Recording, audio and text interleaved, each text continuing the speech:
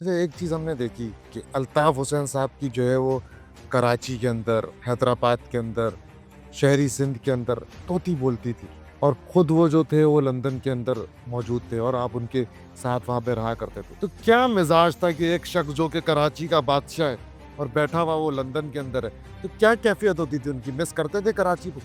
देखिए, ये तो एक अंदरूनी बात है ना हाँ, कि बंदा लंदन में बैठा हो और 5 लाख 10 लाख लोग कराची में बैठे हो। या तो कराची वाले पागल थे या बंदा पागल था। ऐसा तो नहीं, दोनों पागल नहीं हो सकते ना।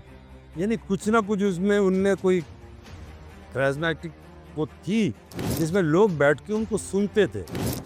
लेकिन वही वाली बात है ना कि जब चीज़ें गुस्से में बदल गई, और सबसे बड़ी जो अल्ताफ़ भाई की जो मुश्किल हुई आखिरी वक्त में, आखिरी दिनों में, ये 2008 9 10 के बाद ज़्यादा हुआ ना, तो वो फिर किसी की सुनते नहीं थे, फिर अपनी मर्जी के फैसले करने लग गए थे। जब अपनी मर्जी के फैसले किए जाएं और मशावरत ख़त्म हो जाए तो फैसले फिर गलत होते हैं।